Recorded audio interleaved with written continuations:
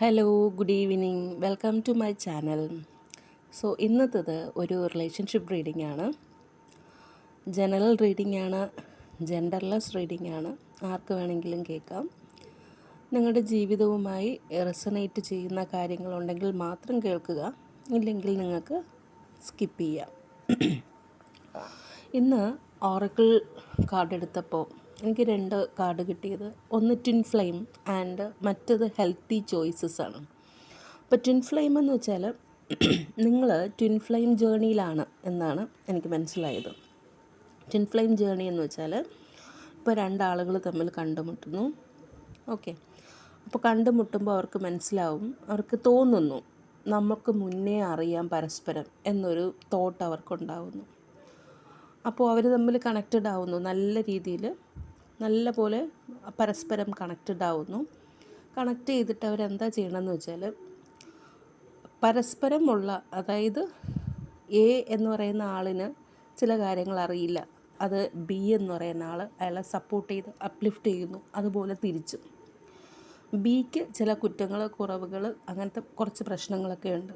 അത് എ പറഞ്ഞു മനസ്സിലാക്കി അയാളെ ആ കുറവുകൾ നികത്താൻ വേണ്ടിയിട്ട് ഹെൽപ്പ് ചെയ്യുന്നു, സപ്പോർട്ട് ചെയ്യുന്നു, അപ്ലിഫ്റ്റ് ചെയ്യുന്നു. ഈ ജേണിയെ നമുക്ക് ട്വിൻ ഫ്ലെയിം ജേണി എന്ന് പറയാം.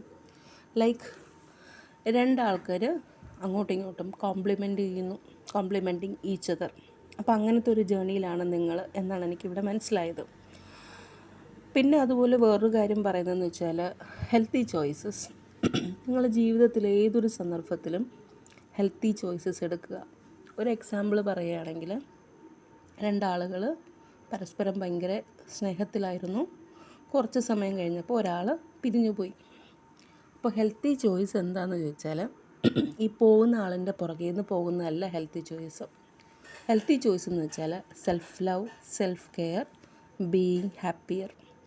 ഓക്കെ, എപ്പോഴും നമ്മുടെ ജീവിതത്തിൽ എന്തെങ്കിലും ഒരു ചോയ്സ് എടുക്കേണ്ട സമയത്ത് നിങ്ങൾ ഹെൽത്തി ചോയ്സ് സെലക്ട് ചെയ്യുക. ഓക്കെ, ഇനി നമുക്ക് ടാരോട്ട് കാർഡിലോട്ട് വരാം. ടാരോട്ട് കാർഡിൽ ബോട്ടം ഓഫ് ദ ഡെക്കായിട്ട് കിട്ടിയിരിക്കുന്നത് മജീഷ്യൻ കാർഡാണ്. നിങ്ങൾക്ക് എന്ത് വേണമെങ്കിലും യൂണിവേഴ്സിൻ്റെ ഹെൽപ്പോട് കൂടി നിങ്ങൾക്ക് മാനിഫെസ്റ്റ് ചെയ്തെടുക്കാനുള്ള ഒരു പവർ ഇപ്പോഴുണ്ട് എന്നാണ് എനിക്കിന്ന് മനസ്സിലായത്.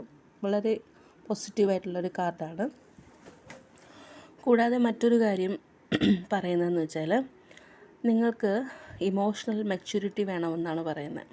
ഓക്കെ, അപ്പോൾ എന്ത് തീരുമാനം എടുക്കുമ്പോഴും പെട്ടെന്ന് ഒരു തീരുമാനം ചാടി വീണെടുക്കാതെ ഒരു രാജാവിനെ പോലെ.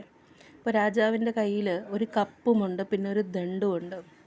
അപ്പോൾ ആർക്ക് കപ്പ് കൊടുക്കണം, ആരുടെടുത്താണ് തൻ്റെ അധികാരം പ്രയോഗിക്കേണ്ടത് എന്നുള്ളത് രാജാവിൻ്റെ ഇമോഷണൽ മെച്യൂരിറ്റിയെ ബേസ് ചെയ്തിരിക്കും. അപ്പോൾ നിങ്ങൾ ആ പവർ ഉപയോഗിക്കുക. ഓക്കെ, രണ്ടാമത് വന്നിരിക്കുന്നതും നൈറ്റ് ഓഫ് വാൺസ്. നല്ലൊരു കാർഡാണ്. ബെറ്റർ ചോയ്സസ് മീൻസ് എക്സ്പെക്റ്റ് ചെയ്യുന്നതിനെക്കാട്ടി നല്ല രീതിയിലായിരിക്കും നിങ്ങളുടെ ജീവിതം പോകുന്നത്. മൂന്നാമത് വന്നിരിക്കുന്നതെന്ന് വെച്ചാൽ ഒരു നൈറ്റ് ഓഫ് കപ്സ്. നിങ്ങൾക്ക് ആരോ ഒരാൾ ഒരു പ്രപ്പോസലുമായിട്ട്, ഒരു ലവ് പ്രപ്പോസലുമായിട്ട് വരുന്നുണ്ട്. ഓക്കെ, നിങ്ങൾക്ക് സ്വീകരിക്കാതിരിക്കാം, അത് നിങ്ങളുടെ ചോയ്സാണ്. പക്ഷെ നിങ്ങൾക്ക് ഉടനെ തന്നെ ഒരു ലവ് പ്രപ്പോസലായിട്ട് ഒരാൾ വരുന്നുണ്ട്. പിന്നെ നിങ്ങളുടെ ജീവിതത്തിൽ ജോയ്ഫുൾ സെലിബ്രേഷൻസൊക്കെ നടക്കും എന്നാണ് പറയുന്നത്. ഓക്കെ, ഈ ഒരു സമയത്ത് ജോയ്ഫുൾ സെലിബ്രേഷൻസൊക്കെ വീട്ടുകാരെല്ലാം ഒരുമിച്ച് ചേർന്ന് നല്ല സന്തോഷമായിട്ടിരിക്കുന്ന ഒരു സമയമാണ്. അതിനകത്ത് വന്നിരിക്കുന്ന ലിബ്ര, സ്കോർപ്പിയോൺ, സാഗിറ്റാറസ്, അക്വേറിയസ്, സ്പൈസസ്, ഈ സോഡിയക് സൈൻസൊക്കെയാണ് അതിനകത്ത് വന്നിരിക്കുന്നത്. പിന്നെ ഇതിനകത്ത് ഒരു 7 ഓഫ് കപ്സ് വന്നിട്ടുണ്ട്, ഒരു ഡെത്ത് കാർഡ് വന്നിട്ടുണ്ട്, വേൾഡ് കാർഡ് വന്നിട്ടുണ്ട്.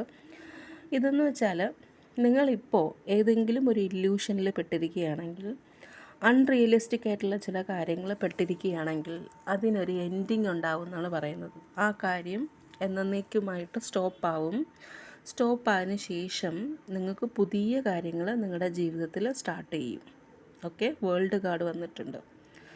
അപ്പോൾ അത്രയേ ഉള്ളൂ ഇന്നത്തെ റീഡിങ്. എല്ലാവരും ഹാപ്പി ആയിട്ടിരിക്കുക. Stay blessed. ബൈ.